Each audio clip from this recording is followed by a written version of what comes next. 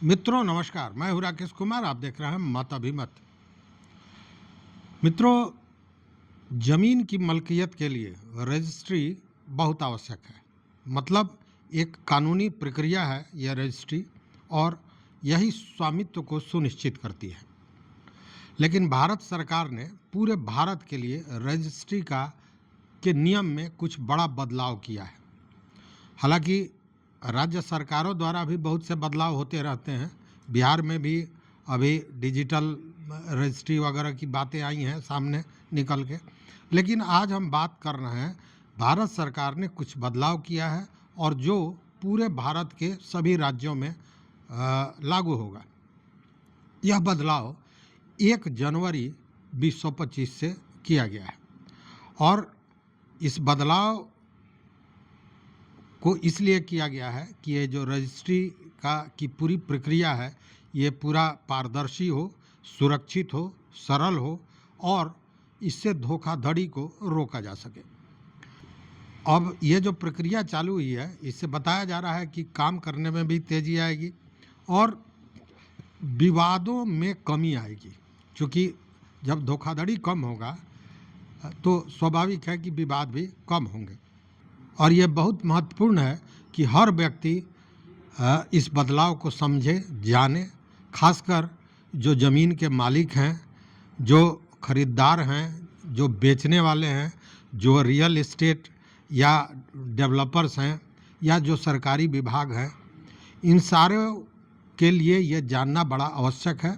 और इसीलिए यह विस्तृत रिपोर्ट मैं आज ये आपके सामने प्रस्तुत कर रहा हूँ।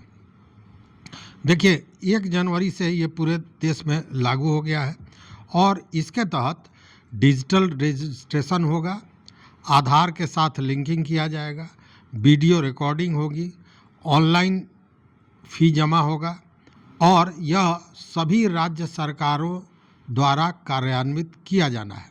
मतलब सभी राज्यों पर यह लागू होगा। अब ज़रा एक एक करके चीज़ों को समझिए कि डिजिटल रजिस्ट्रेशन होगा, मैंने कहा, तो ये क्या है। इसमें जो है सो ऑनलाइन दस्तावेज जमा करना है। इसके लिए रजिस्ट्रार के ऑफिस में जाने की आवश्यकता नहीं होगी। डिजिटल हस्ताक्षर का उपयोग किया जाएगा और जब आपका पंजीकरण हो जाएगा, रजिस्ट्री हो जाएगी, तो डिजिटल प्रमाण पत्र आपको उसी समय प्राप्त कर लेना होगा। मतलब उसी समय आपको प्रमाण पत्र भी मिल जाएगा। यह प्रक्रिया जो है ये पारदर्शी है, चूँकि हर चीज़ डिजिटल होगा, हर चीज़ ऑनलाइन होगा और ये चीज़ें दिखेंगी। साथ में ये सरल होगी। भाग दौड़, आपका समय, आपका जो मेहनत पहले भाग दौड़ में लगता था, ये नहीं होगा। दूसरा जो बदलाव है वो है आधार कार्ड से लिंकिंग करना अनिवार्य है। मतलब कि अब जो भी यह रजिस्ट्री का काम होगा वो आधार कार्ड से लिंक होगा और बायोमेट्रिक्स के द्वारा वेरिफिकेशन किया जाएगा कि क्रेता कौन है, सही है या नहीं है, और विक्रेता कौन है, सही है या नहीं है। और साथ ही आपके सारे संपत्ति का रिकॉर्ड आधार से लिंक होगा। मतलब आधार आधारित होगा। आधार से ही आपकी पूरी संपत्ति को लिंक कर दिया जाएगा। और इससे सबसे बड़ा लाभ ये होगा कि बेनामी संपत्ति का जो खेला चलता है उस पर रोक लगेगी और बेनामी संपत्ति का पहचान होगा, उसका ट्रैकिंग किया जा सकेगा। उसके अलावा एक और बदलाव आया है वीडियो रिकॉर्डिंग का। मतलब जब आप रजिस्ट्री करने जाएंगे तो वो सारी रजिस्ट्री का जो प्रक्रिया होगा उसका वीडियोग्राफी होगा। उससे लाभ ये होगा कि विवाद के समय कोई भी अगर विवाद होता है तो वह जो वीडियोग्राफी होगी वह एक सबूत का काम करेगा। दूसरी बात कि पारदर्शी होगा कि कौन कैसे रजिस्ट्री किया है, ये सारी चीज़ें सामने होंगी। उसके अलावा हमने कहा कि एक बदलाव है कि ऑनलाइन शुल्क का भुगतान होगा।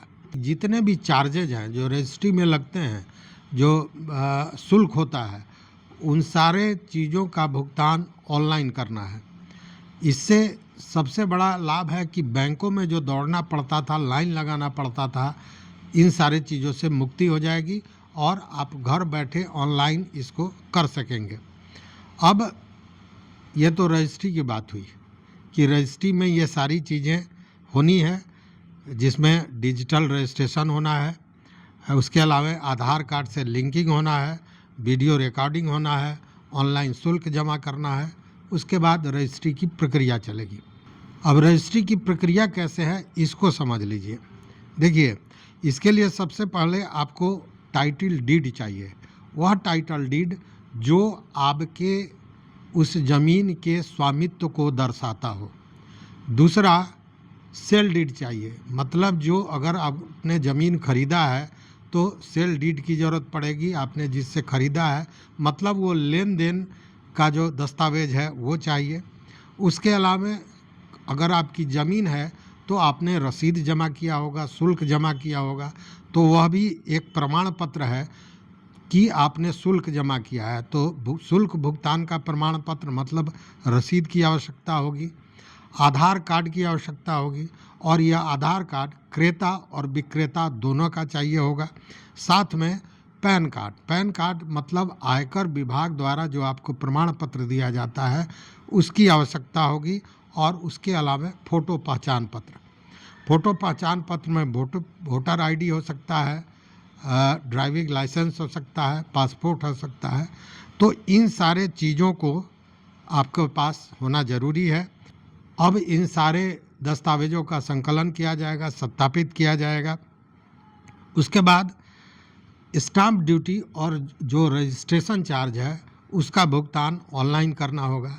जब ये ऑनलाइन भुगतान कर लेंगे उसके बाद आपको इन सारे चीज़ों के साथ ऑनलाइन आवेदन जमा करना होगा।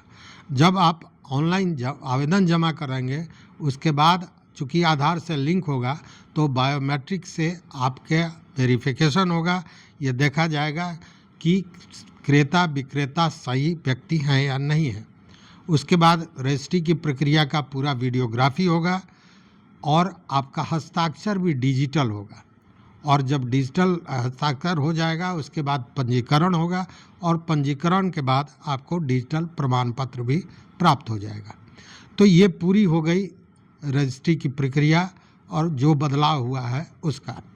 लेकिन कुछ बदलाव ज़मीन की अगर रजिस्ट्री हो गई और उसको कैंसिल करना है तो उसमें भी कुछ बदलाव हुआ है। वो क्या बदलाव हुआ है वह भी समझने की ज़रूरत है। देखिए, सबसे पहले ये किया गया है कि लगभग सभी राज्यों के लिए दिया गया है कि रजिस्ट्री अगर हो गई और उसको कैंसिल कराना है तो उसके लिए अवधि जो समय सीमा होगा वह होगा 90 दिन का। मैक्सिमम राज्यों में यही किया गया है। दूसरी बात कि अगर वो शहरी क्षेत्र में रजिस्ट्री हुआ है तो उसके लिए नगर निगम या निबंधन कार्यालय में आपको आवेदन देना होगा।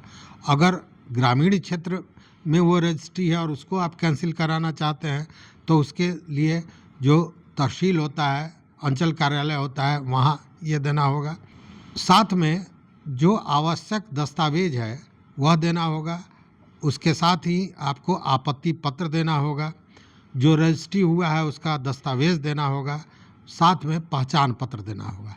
इन सारे चीज़ों को देने के बाद तब रजिस्ट्री के कैंसिल करने की प्रक्रिया की जाएगी।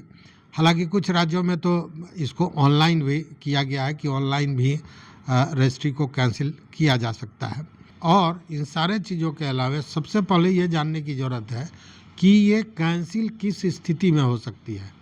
तो 2-3 अवस्थाएं हैं जिसके लिए ये कैंसिल करने का आवेदन दिया जा सकता है। एक तो अगर वो रजिस्ट्री गैरकानूनी ढंग से की गई हो, मतलब अगर कोई निबंधन गैरकानूनी ढंग से किया गया है तो उसको किया जा सकता है कैंसिल करने के लिए आवेदन।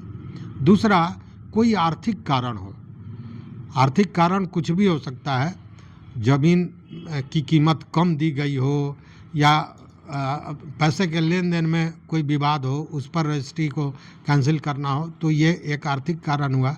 और एक पारिवारिक कारण कि मान लीजिए कि घर के किसी सदस्य ने ज़मीन रजिस्ट्री कर दी और दूसरे सदस्य को उस पर आपत्ति है तब वह आवेदन कर सकता है। मतलब ये कुछ कारण है जिसके तहत ही रजिस्ट्री कैंसिल किया जाएगा। तो ये महत्वपूर्ण बदलाव था और इसको सब कोई को जानना चाहिए, इसलिए हमने ये विस्तृत वीडियो आपके लिए बनाया है। तो आप समझ गए होंगे कि यह बदलाव क्या क्या है, महत्वपूर्ण चीज़, और रजिस्ट्री के अलावे कैंसिल करने का भी जो प्रावधान है उसको भी हमने सामने रखा है। तो इस वीडियो में बस इतना ही। मित्रों, चैनल पर नए हो सब्सक्राइब कीजिए, लाइक कीजिए, दोस्तों के साथ शेयर कीजिए और अपना विचार जरूर दीजिए। देखते रहिए मत अभिमत। बहुत बहुत धन्यवाद, कोटिशाह आभार।